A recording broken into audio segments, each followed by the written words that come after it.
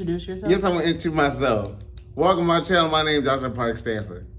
And I'm Alicia. And today we're reading chapter 11 in the book of Genesis in the NIV version. Let's get this party started. Genesis 11. Now the whole world had one language and a common speech. As people moved eastward, they found a plain in Shinar and settled there. They said to each other, "Come, let's make bricks and bake them thoroughly." They used brick instead of stone and tar for mortar. Then they said, "Come, let us build ourselves a city with a tower that reaches to the heavens, so that we may make a name for ourselves. Otherwise we will be scattered over the face of the whole earth." But the Lord came down to see the city and the tower the people were building. The Lord said, "If as one people speaking the same language they have begun to do this, then nothing they plan to do will be impossible for them. Come, let us go down and confuse their language so they will not understand each other." So the Lord scattered them from there over all the earth, and they stopped building the city. That is why it was called Babel, because there the Lord confused the language of the whole world. From there the Lord scattered them over the face of the whole earth. This is the account of Shem's family line. 2 years after the flood, when Shem was 100 years old, he became the father of Arphaxad. And after he became the father of Arphaxad, Shem lived 500 years and had other sons and daughters. When Arphaxad had lived 35 years, he became the father of Shelah. And after he became the father of Shelah, Arphaxad lived 403 years and had other sons and daughters. When Shelah had lived 30 years, he became the father of Eber. And after he became the father of Eber, Shelah lived 403 years and had other sons and daughters. When Eber had lived 34 years, he became the father of Peleg.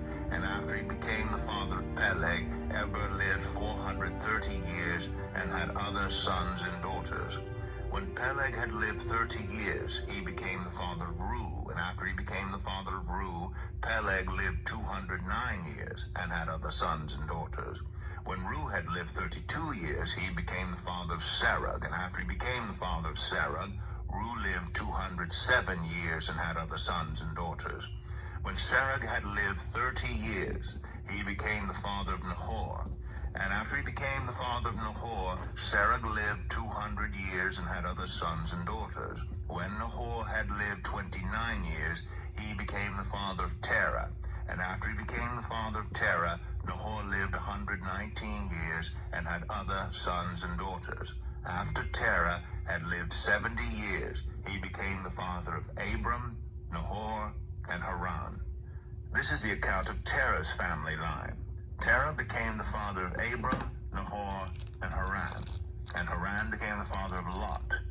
While his father Terah was still alive, Haran died in Ur of the Chaldeans in the land of his birth. Abram and Nahor both married. The name of Abram's wife was Sarai, and the name of Nahor's wife was Milcah.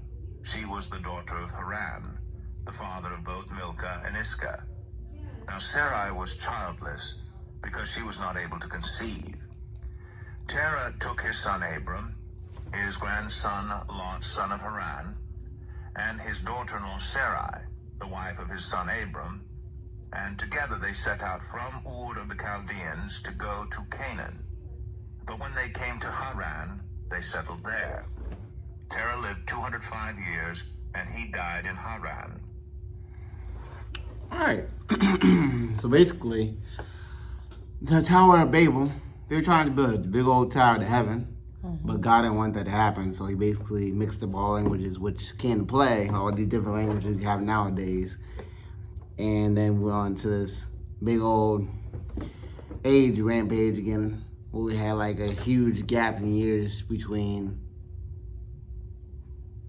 the Tower of Babel and then to when Lot, the grandson of Lot, came along. Yeah.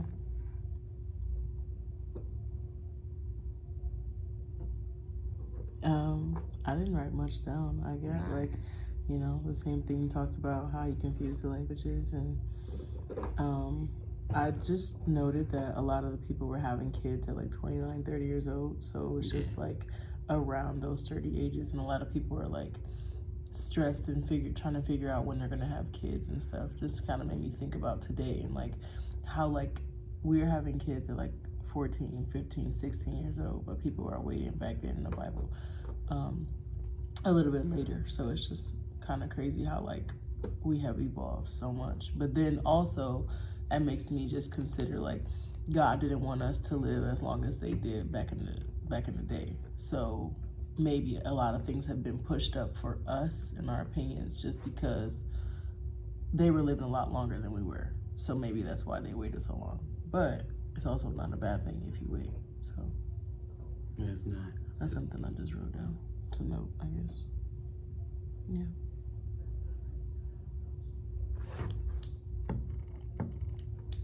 It just shows, like, I guess to reflect a little bit more on just how it, like, how do you think that shows God's character in this, like, that whole chapter? You know how it shows God's character? He shows that he wants us. How can I put this? He don't want us to take shortcuts to the reward to get to heaven. Yeah. He wants us to live through life and Experience difficulty. experience difficulty. And to have hard times, because everything is not going to come easy. And the devil is schemish and slick and what's the word they use in the Bible? Not sneaky. Probably is sneaky. It's not sneaky. It's a word that they use. I can't remember. Yeah, I don't but remember either. he's just like a trickster, basically. Like a version of the Joker. It's not what I was gonna say, but I don't know. I guess that'll work. I don't know. But it's fine. I don't know what to use. But yeah. I think that's it. Yeah.